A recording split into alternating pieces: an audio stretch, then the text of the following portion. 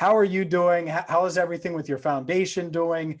Because I know the impact that you make and the foundation makes, and I'm sure 2020 has made it challenging. Well, it is challenging. It makes you kind of step back, everything, and kind of reinvent yourself a little bit. Zoom's a bit big, virtual events. Of course, you can't be in there in person with the kids. So, sometimes you're thinking, well, we can't have the impact directly with the kids, but now all of a sudden you're doing something virtually and you're reaching, 2, 3, 4 times as many kids, because most of them are on devices and they can, you can reach them virtually. So, we've been doing our mentoring program virtually. We did our dinner in the summer, kind of half and half. We're just getting ready to do our youth leadership seminar where usually we have 85 to 90 schools at one time. Well, I think we're going to be able to reach a lot more high school students. And actually my high school in Southern California signed up for it. We usually have 15 to 30 kids from a school come for that one-day event. We have, I think it's Franklin High School said, can we use this for our entire school? So, I kind of I'm using sports analogies. And as an offensive lineman, you have a play called, you go to the line of scrimmage, and it's a different defense, so you have to audibilize and change the play. We've just been able to, have to change and really make adjustments. And it's been tough. There's no question about it. Kudos to our staff, our interns, our board. But it's, of course, you would like it to be in person, but we just got to move forward. And it's just a different time, as you know. I'm just thankful the golf courses have stayed open. Yeah, I hear you. Right. That's one of the things you can do in 2020 safely. Once upon a time, you mentioned that leadership academy that you have. I was a part of that in 08 or 09, I think, way back in the Cintas Center. Okay. I remember meeting you. I think that was the first time I met you. And so, yeah, that's really good stuff. If anyone does want to get involved with your foundation, how do they do it? What's the easiest way? You go to MuñozFoundation.org, MuñozFoundation.org, and you were probably 5-6 years into it. If you were there in 08, we actually kicked off the foundation in 02 with the YLS Youth Leadership Seminar. We had it in a back room there at the Cintas Center. Then we moved into the arena. We're going into, we didn't have it this year, but our home now is Mason Crossroads. And it's, we have everything we need there with the staging and the lighting, and plus we have the rooms rule. It's a lot more intimate, and it's a pretty cool facility. But yeah, we'll be celebrating 20 years this next year. Wow, 20 years. That's crazy. Time flies. Anthony Muñoz is joining us, and you mentioned 20 years, and I think back about the Bengals past 20 years, and they've had 2 really good quarterbacks, I think, and Carson Palmer and Andy Dalton. It looks like they've made it 3 with Joe Burrow and what he's done in the first 8 games. What are your impressions of him, even though it's only been a couple of months of him in Cincinnati? But what do you think about the young signal caller? Well, first of all, I have to kind of, applaud the 2 previous guys. Andy Dalton had a tremendous time here, played in some playoff games, always got the knock because they didn't win a playoff game. But, the guy before him, I thought could have been one of the special elite quarterbacks in the league before the injury bug started to hit him. He went to Arizona, had some pretty good years. And that's Carson Palmer. I mean, the guy was big and strong and had a rifle for an arm, was a true competitor. But you're right. This is a 3rd one here in the recent times. And Joe Burrow, and I tell people, I watched just about every one of his games last year down at LSU on television. I was impressed. I remember the second game, I believe, was Texas. Second game of the season, did phenomenal. And then as the season went on, the bigger the game, the bigger his performance was. And so when the Bengals took him number 1, I was excited. But again, it is the NFL. It's not college football. And I've been really, really impressed, not only by his physical ability, but just the whole mental part of his game, and the poise and the confidence and the smarts. I mean, you blitz him, and more times than not, you're going to pay for it because he knows exactly where to go, and he unloads it so quickly. And for a rookie to be doing that on a very consistent basis, that's very impressive. So, I think he's got, again, we don't know, God willing, but, the injury bug stays away from him. I think he's got a long career, and he's going to do extremely well in the NFL. I think that's the thing that impressed me the most is the first day of full pads at training camp. You see Joe Burrow, and we're a ways away because 2020, but right. I have my binoculars on, and I'm looking, and Burrow's making checks at the line of scrimmage. And I'm like, weren't they doing Zoom calls all off season? Like, how is that the case? And it's the intelligence, I think, is what makes him unique. Is that fair to say? I think that's very accurate. I can't speak for Dalton or Carson. I'm sure as quarterbacks, they're all pretty smart. But I played for two guys that were like over the top smart. First, Kenny Anderson. I mean, guy that went to law school and stuff, and was just amazing. And then Boomer, another very, very intelligent quarterback. So that is, I mean, people think that football is all about just the physical. Now, there's so much that's played in between the ears there, and both those guys had it. And you can see early on that Joe Burrow has that same intelligence, man. The way he, like you're saying, I mean, he checks, he hits things quickly when people are bringing more than just the four up front. And those are things that you wait for a while to see young quarterbacks do. And he's doing it here early in this first year. You say the mental side of things. It's Steelers week, which everyone in Cincinnati knows. And I think plenty of Steelers fans are paying attention in the Queen City as well. When it is a rivalry week like this, when you have a team in the Steelers that have won 10 straight, the Bengals players are going to hear it. How does that affect your, not that you ever lost 10 straight to the Steelers, because you obviously didn't, you had a lot of success against them, but how do you think that can impact a player's mentality going into a rivalry game, knowing that the other side of things has had the upper hand in recent years? It should motivate you. I mean, every game should motivate you regardless of what the record is. I mean, it's your profession, it's your job. People always ask me, did you prepare differently for this team? And I said, no, it's the National Football League. And it doesn't matter if they're 8-0, if they're 1-7. They're the best in the world. I mean, they wouldn't be on the field if they weren't the best. So the fact that the Steelers are doing so well, they've had their way, should be a motivation for a lot of these new guys that are, first time guys seeing this first close up. And, it's interesting, the first words you said, Steelers week, and that's all we said. Wednesday morning when we would come in to, installation, the coaches would just say Steelers week, and that's it. You didn't have to fire, each other up. You just knew that it was the Pittsburgh Steelers, and, it was, you get ready because it's going to be physical. It's going to be tough, and it's just not going to last 2.5 quarters. It's going to last 4 complete quarters. So yeah, back to your question, it should be a motivator. It should be one of those things that said, we have to end this. They've had their way. They've done well against us, but now let's end it. And it should be a motivation to play your best game come Sunday. Anthony Muñoz is joining us. And Anthony, I got to ask you about the offensive line and specifically how it's going to go up against this Steelers defensive line, one of the best, if not the best in the NFL. We don't know who's in or out. So let's just start with, at least this week, let's just start with the 11th overall pick from 2019. What have you seen from Jonah Williams over the first couple of months of the season, and has he impressed you?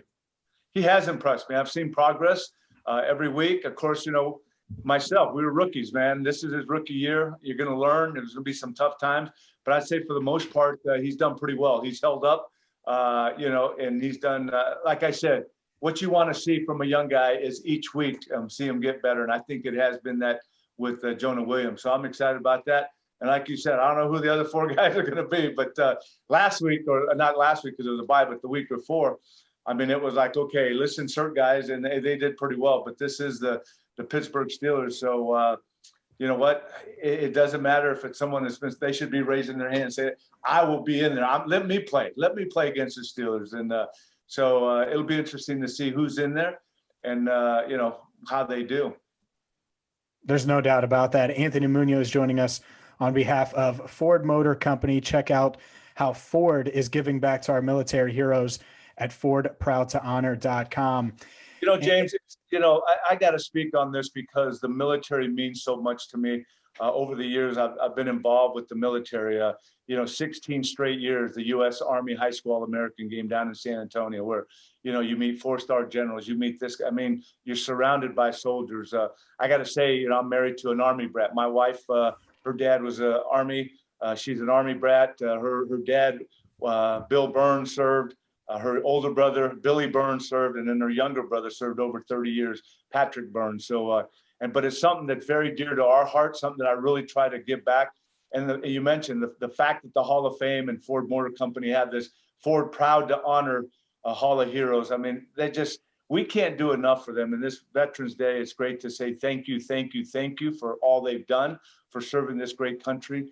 And it's amazing. Our first recipient was Kathy Rowe DeKay. She was the founder of Blue Star Families, and she was actually the first selection for Hall of Heroes. And Ford Ford will be donating $10,000 worth of toys to the Blue Star families. And it's pretty cool that what they do, you know, they really, it's all about community building, coming together for the military families. And, you know, Kathy has done this. So, you know, it's exciting that the Hall of Fame has stepped up, and it's been a few years that we used to have a program, you know, partnered with the Army. And it's just great that we're doing this.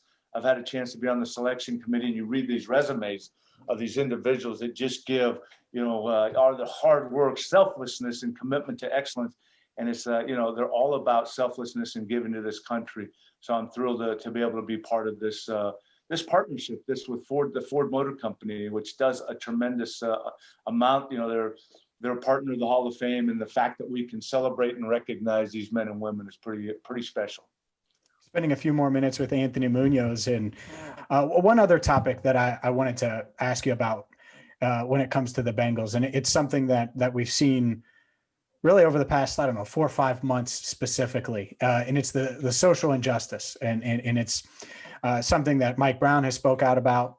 They've committed money as an organization, and I think that Joe Burrow, being the leader that he is, and part of the reason why I think he vaulted to the top of the locker room is because he's been outspoken on this topic.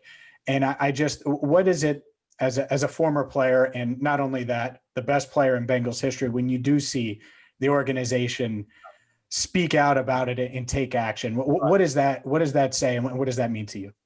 Well, you know, and as a man of color, I mean, you know, my family's from Mexico. I'm Hispanic from LA.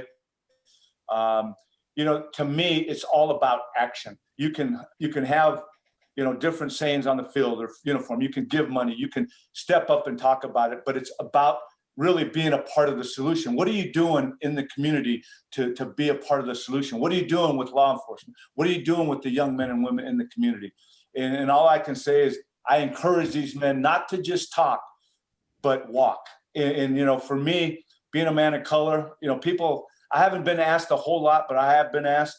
You mentioned the foundation. I mean, you know, for 20 years with my foundation, not only here locally, but across the country, we're doing camps where we talk about respect. We talk about teamwork. We talk about, you know, being able to work together. Sure, we teach them a little bit about football, but football is all about, it doesn't matter what color your skin is, how you believe, what you know, neighborhood you come from, you're working together as a team. And that's something that I've been doing for 20 years in the community, not only here in this great community in greater Cincinnati with the young men and women of with our foundation, but we've been in 30 of 32 NFL cities. I've been in Mexico 6 of the last 8 years, really sharing that message. It's all about acceptance. It's all about working together. And like I said, you might not like homemade flour tortillas like I did growing up. You know, your preference might be utensils and maybe a nice sourdough bread, but I'm going to bring you over, you know, when my mom was alive and have you try that out. So,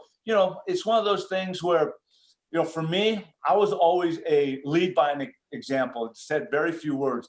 And that's what I've been trying to do for 20 plus years, is being out in the community with my team and saying, young man, you can be successful, but your skin different than mine. We're going to work together. You're going to respect me. I'm going to respect you. You're going to respect, you know, how we believe, what we think. So again, I know I've talked a lot about it, but that's my approach that I've been taking even before this last year, in the last several years of this, you know, what's come up. So I think it's about getting out and being a solution to the problem and not just verbalizing, because, you know, talk is cheap, man.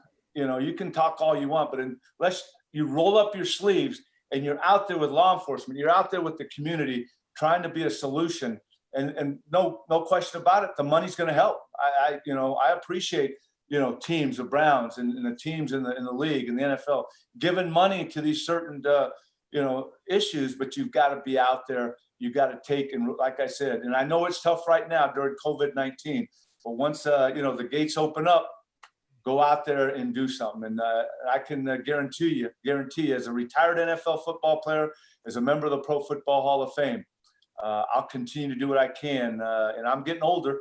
You know, I'm not as young as these guys that are playing now, but it's what motivates me to make sure that I utilize the platform that I have to make sure that we're all working together. Last thing from me, and it's because I think a lot of Bengals fans will want me to ask, if Jonah is out Sunday, you have a few snaps left? Uh, probably one, but I'd have to make it a good one, and I'd probably need a couple sets of EMTs close by. But Okay. I might be able to get in the stance, and maybe I'd have to anticipate a little quicker on the snap count. But I think my guard might have to help me get back into the stance after that first play. Anthony, this was great.